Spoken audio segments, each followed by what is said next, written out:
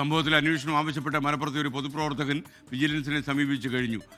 തിരുവനന്തപുരത്ത് നിന്ന് ഷെഫീദ് റാവുത്തർ ചേരും. അതുപോലെ ഈ കൊച്ചിയിൽ നിന്ന് ബിപിൻ സി വിജയനും മലപ്പുറത്ത് നിന്ന് നിഖിൽ പരമേശും തത്സമയം ചേരുകയാണ്. ആദ്യം ഷെഫീദ് റാവുത്തറിലേക്ക്. ഷെഫീദ്, കൂടുതൽ വിവരങ്ങൾ പുറത്തു വന്നുകൊണ്ടിരിക്കുകയാണോ?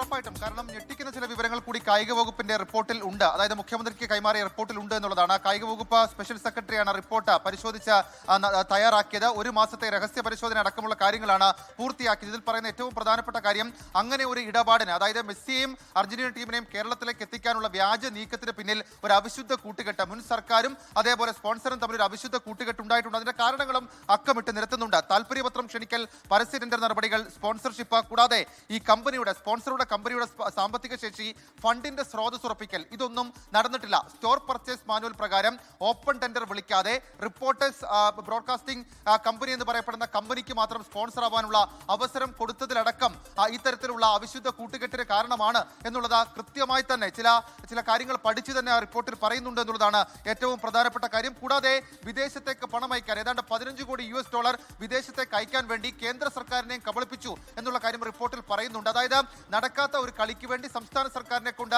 കേന്ദ്രത്തെ സമീപിച്ചു. അങ്ങനെ വിദേശ നാണയം അയച്ചുകൊണ്ട് തട്ടിപ്പ് നടത്താനുള്ള നീക്കം ഇതുമായി ബന്ധപ്പെട്ട് നടത്തി എന്നുള്ളത് വ്യക്തമായി പറയുന്നുണ്ട്.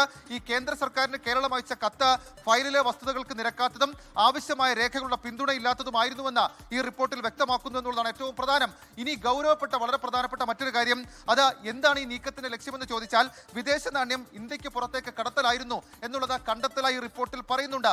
ഇത്രയും ഭീമമായ പണമിടപാടിൽ പ്രധാന മാർഗമായി ഉപയോഗിച്ചിട്ടുള്ള കളക്ഷൻ ഏജന്റിനെ കുറിച്ച് ഒരു വിവരം പോലും സർക്കാരിന് ഉണ്ടായിരുന്നില്ല. കൂടാതെ ഇത് വിദേശ നാണ്യം ഇന്ത്യക്ക് പുറത്തേക്ക് കടത്താൻ മാത്രമുള്ള പദ്ധതി എന്ന രീതിയിലേക്കുള്ള സംശയം അന്വേഷണത്തിൽ കണ്ടെത്തി എന്നുള്ള കാര്യവും ഇതുമായി ബന്ധപ്പെട്ട് വ്യക്തമാക്കുന്നുണ്ട്. കഴിഞ്ഞ സർക്കാരിന്റെ കാലത്തെ ധനവകുപ്പിനെയും പ്രതിക്കൂട്ടിൽ നിർത്തിയാണ് ഇതുമായി ബന്ധപ്പെട്ട റിപ്പോർട്ട് ഇപ്പോൾ സംസ്ഥാന സർക്കാർ തയ്യാറാക്കിയിരിക്കുന്നത്. അതായത് ഈ ഫീസിന് പുറമെ, AFIക്കുള്ള ഫീസിന് പുറമെ മറ്റു സാമ്പത്തിക ബാധ്യതകളും വിദേശ നാണയ ഒഴുക്കും ഈ പദ്ധതിയിൽ ഉൾപ്പെട്ടിരുന്നു. എന്നിട്ടും ധനവകുപ്പ് അക്കാര്യം മൈൻഡ് ചെയ്തതേയില്ല. ഏതെങ്കിലും തരത്തിലുള്ള പരിശോധന നടത്തിയില്ല, നികുതി ആഘാത പഠനം നടത്തിയിട്ടില്ല, എത്ര രൂപ പദ്ധതിക്ക് മൊത്തം ചെലവാകും എന്നുള്ള കാര്യത്തെക്കുറിച്ചും ധനവകുപ്പ് പരിശോധിച്ചില്ല എന്നൊക്കെയുള്ള ഗുരുതര കണ്ടെത്തൽ ഈ റിപ്പോർട്ടിലുണ്ട്. ഏതായാലും ആ റിപ്പോർട്ട് ഇപ്പോൾ മുഖ്യമന്ത്രിക്ക് മുൻപിലാണ്. നാളത്തെ ക്യാബിനറ്റിൽ ആ റിപ്പോർട്ട് ചർച്ചയാകും. ഘടകകക്ഷി നേതാക്കളുടെ അടക്കം അഭിപ്രായം ഇതുമായി ബന്ധപ്പെട്ട് തേടും. അതിനുശേഷം തുടരന്വേഷണം അത് ഏത് രീതിയിൽ ഉണ്ടാകുമെന്നുള്ളതാണ് ഏറ്റവും ശ്രദ്ധേയമായിട്ടുള്ള കാര്യം. ആദ്യഘട്ടത്തിൽ വിജിലൻസ് അന്വേഷണം മാത്രമാണോ? കായിക വകുപ്പ് സ്പെഷ്യൽ സെക്രട്ടറിയുടെ റിപ്പോർട്ടിൽ പറയുന്നത് പോലെ കേന്ദ്ര ഏജൻസികൾ ഇതിൽ അന്വേഷണം നടത്താൻ, അതായത് മെസ്സിയെ മുൻനിർത്തിക്കൊണ്ട്, മെസ്സിയെ ചൂണ്ടിക്കാട്ടിക്കൊണ്ടുള്ള കൊടുംകൊള്ളയിൽ കേന്ദ്ര ഏജൻസികൾ എത്തുമോ എന്നൊക്കെയുള്ളത് ആകാംക്ഷയാണ്. Okay, thank U.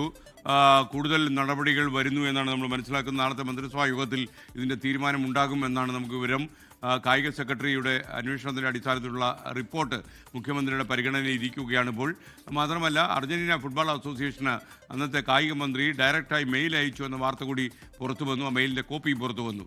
വിവരങ്ങളുമായി ബിപിൻ സി വിജയൻ ചേരുന്നു കൊച്ചിയിൽ നിന്ന്. ബിപിൻ, പറയൂ.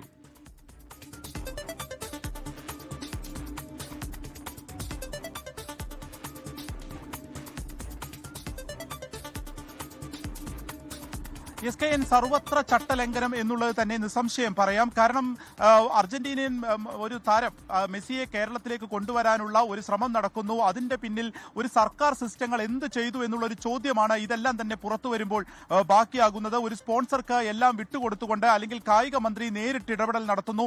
കായിക വകുപ്പിലെ പക്ഷേ സെക്രട്ടറിയോ അല്ലെങ്കിൽ ഡയറക്ടറോ ഇതുമായി ബന്ധപ്പെട്ട യാതൊന്നും തന്നെ അറിയുന്നില്ല എന്നുള്ളത് കൂടിയാണ് കഴിഞ്ഞ വർഷങ്ങളിലെ വിവരങ്ങളായി ഇപ്പോൾ പുറത്തു വരുന്നത്. അതിൽ എടുത്തു പറയേണ്ട കാര്യം, ഈ അർജന്റീനൻ ഫുട്ബോൾ അസോസിയേഷൻ ഈ കരാർ റദ്ദാക്കിയതിന് ശേഷം അന്നത്തെ കായിക മന്ത്രിയായിട്ടുള്ള വി അബ്ദുറഹ്മാൻ കൃത്യമായി അർജന്റീൻ ഫുട്ബോൾ അസോസിയേഷനെ ഒരു മെയിൽ അയച്ചിട്ടുണ്ട്. അത് അദ്ദേഹം തന്നെയാണ് അയച്ചിട്ടുള്ളത്. അതിന്റെ കോപ്പി കായിക വകുപ്പിന്റെ സെക്രട്ടറിക്ക് പോലും വെച്ചിട്ടില്ല, പക്ഷേ ഒരു സ്വകാര്യ വ്യക്തിക്ക് വെക്കുകയും ചെയ്തിട്ടുണ്ട്. ഈ സ്വകാര്യ വ്യക്തി ആരാണ് എന്നുള്ളത് ഇനി അദ്ദേഹം തന്നെ വ്യക്തമാക്കേണ്ടതാണ്. അതിനും അപ്പുറത്തേക്ക് ഇതിൽ സർക്കാരിന് വലിയ റോളില്ല. ഒരു സ്പോൺസർ ഒരു വലിയ ഫുട്ബോൾ ടീമിനെ കേരളത്തിലേക്ക് കൊണ്ടുവരാൻ ശ്രമിക്കുന്നു എന്നുള്ള നിലയ്ക്കൊക്കെ ആയിരുന്നു ഇതിന്റെ ഒരു വിശദീകരണം പിന്നീട് മുൻ കായിക മന്ത്രിയായിട്ടുള്ള വി അബ്ദുറഹ്മാൻ നൽകിയതെന്നുണ്ടെങ്കിൽ അങ്ങനെയല്ല. ഇത് സർക്കാരിന് കൂടി ഒരു ഉത്തരവാദിത്തമുണ്ട് എന്നുള്ളത് കൃത്യമായി ചൂണ്ടിക്കാണിക്കുന്നതാണ് അദ്ദേഹം തന്നെ 2025 ഒക്ടോബർ 18 അയച്ചിട്ടുള്ള ഇമെയിലിൽ നിന്ന് മനസ്സിലാക്കാൻ കഴിയുന്നത്. ഇതിൽ നിന്ന് അർജന്റീൻ ഫുട്ബോൾ അസോസിയേഷൻ പിന്മാറുന്നത് അത് കേരളത്തിന് തന്നെ വലിയ രീതിയിലുള്ള പ്രതിസന്ധി സൃഷ്ടിക്കുന്നതാണ്. ഒപ്പം തന്നെ അതിൽ നിന്നും മാറുന്നതിൽ കടുത്ത വിമർശനം കൂടിയാണ് ഈ മെയിലിൽ പറയുന്നത്. 130ഓളം കോടി ജനങ്ങൾ ഇന്ത്യയിലുണ്ട്.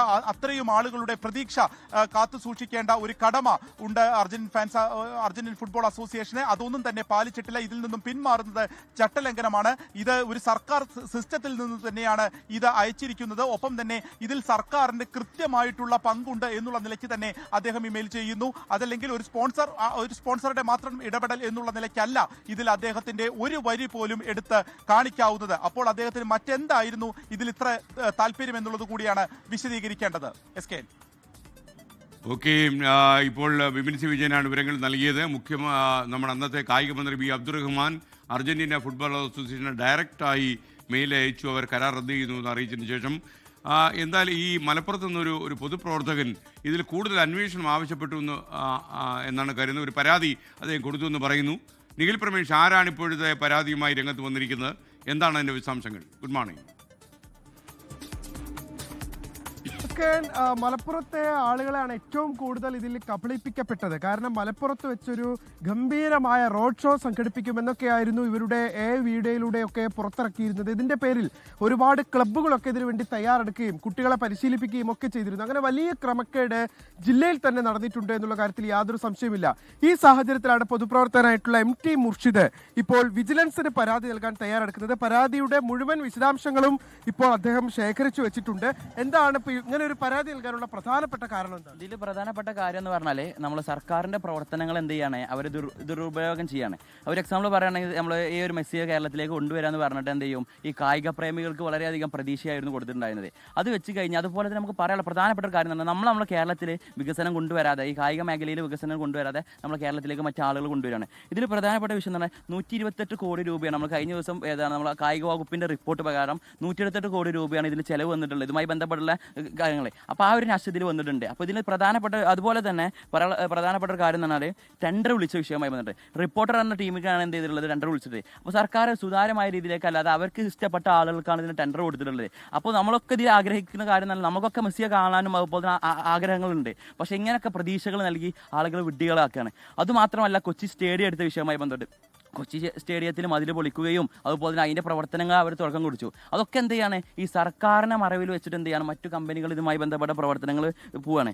അപ്പോൾ എന്തായാലും വിജിലൻസിൽ ഇന്നിപ്പോൾ പരാതി നൽകാൻ വേണ്ടി പോവുകയാണ് MT മുർഷിദ്. ഇന്ന് മാത്രമല്ല ഒരുപാട് കായിക പ്രേമികൾ നമ്മെ ബന്ധപ്പെടുന്നുണ്ട്. അവരൊക്കെ കബളിപ്പിക്കപ്പെട്ടു എന്നുള്ളതാണ് പൊതുവിൽ ഈ കായിക പ്രേമികളെല്ലാം പറയുന്ന കാര്യം. SK.